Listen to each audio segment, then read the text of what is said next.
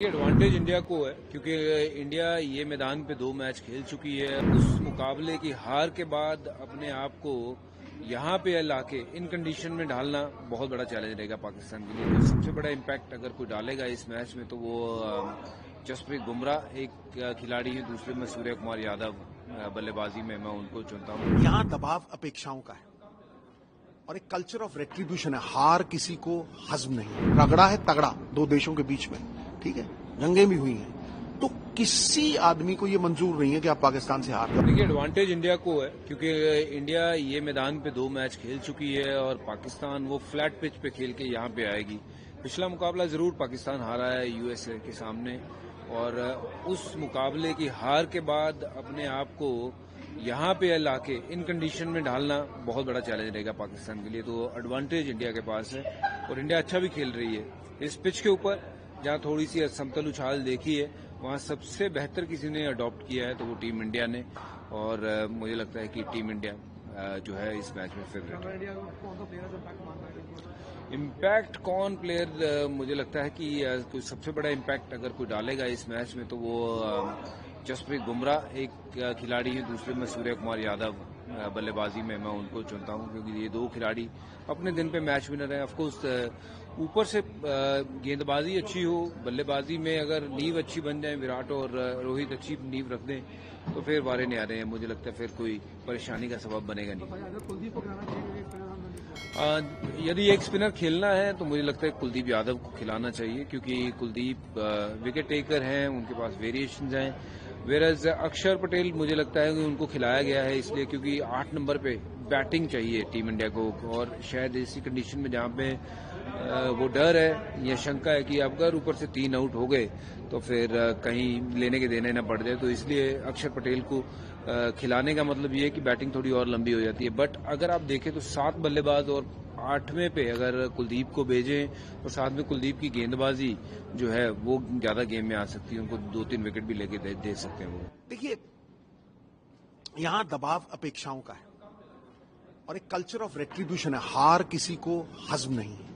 हमारे जमाने में मुझे याद है जब 94 में हम सेमीफाइनल जीते थे पाकिस्तान के खिलाफ, तो लोगों को ऐसा लगता था यार वर्ल्ड कप ही जीत गए। इमरान खान को अपने होटल तक जाने के लिए 4 घंटे लगे थे। मेरे घर के बाहर करीब 30,000 लोग मिठाइयां बांट रहे थे। मेरी घरवाली इतनी घबरा गई, एसएसपी को फोन गया कि भाई वहां तो हंगामा हो गया है। वाइफ ने मुझे फोन किया तो एसएसपी कह रहा है सर वो तो लड्डू बांट रहे हैं, वो तो खुशियां मना रहे हैं। तो ये जो जश्न है ये बहुत बड़ा यूनिफायर है क्योंकि देखिए रगड़ा है तगड़ा 2 देशों के बीच में, ठीक है, जंगें भी हुई हैं, तो किसी आदमी को ये मंजूर नहीं है कि आप पाकिस्तान से हार जाओ। अगर आप पाकिस्तान के साथ जीतते हो तो फिर आप 0 से हीरो हो, चाहे आप पिछले 7 मैचों में कुछ ना किया हो। गंगा नहाने वाली बात है, आपके सब पाप धुल जाते हैं और आप एक हीरो की तरह इमर्ज करते हैं। मैं जब पाकिस्तान के साथ खेलता था शीशे के सामने खड़ा होकर कहता था बेटा शहरी यही मौका है, यहीं पे हीरो बनना है तुझे, अगर यहां कर दिया तो इट डजंट मैटर पहले क्या होता रहा है। सो ये इतना बड़ा मकाम है, it's a marketing managers dream, it's the mother of all battles. और यहां सबसे बड़ी चीज है अपेक्षाओं का दबाव। शेक्सपियर ने कहा था he is the happiest from whom no one expects, but when the Indian team walks out, सारा हिंदुस्तान, जो भी बाहर सेटल्ड हिंदुस्तानी है, उनकी एक ही अपेक्षा है कि पाकिस्तान को हरा दो गुरु। ये तो मतलब एक तरह का वर्ल्ड कप जीतने के बराबर ही है। एडवांटेज इंडिया क्यों? क्योंकि पाकिस्तान अगर आप पिछले मैचेस में देखें तो बड़ी करारी शिकस्त हुई है। पहले इंग्लैंड से हार लिए, फिर वार्म अप मैचेस में हार लिए, और फिर यूएसए से एक टेस्ट प्लेइंग कंट्री का हार जाना, समझे नहीं, वो एक तरह का मानसिक घाव है। देखिए तलवार के घाव भर जाते हैं लेकिन मानसिक घाव जो है वो नासूर बन के खड़े रहते हैं। दैट्स नंबर 1 कि वो एक साइड इन द डिसेंट है, हार रहे हैं बहुत, फिर भी एक मर्क्यूरियल साइड है। पारा जैसे ऊपर नीचे होता है ना, ऑन द गिवन डे उनकी बॉलिंग इतनी अच्छी है दे कैन बीट एनीबडी। दूसरी तरफ India is a side in the ascendancy, चढ़त में है, भारतीय टीम चढ़त में है। क्यों? पहले मैच में यहां 182 बनाए, वो मैच जीता, फिर दूसरे मैच में दूसरी टीम को 97 पे आउट करके फिर वो बड़ा आराम से चेस कर लिया, सब फॉर्म में है। तो मुझे लगता है कि एडवांटेज है और पाकिस्तान एक पंख की चिड़िया के बराबर है क्योंकि बैटिंग उनकी नहीं चल रही। दूसरी बात, हार के आ रहे हैं और यहां की कंडीशन से वो वाकिफ नहीं है।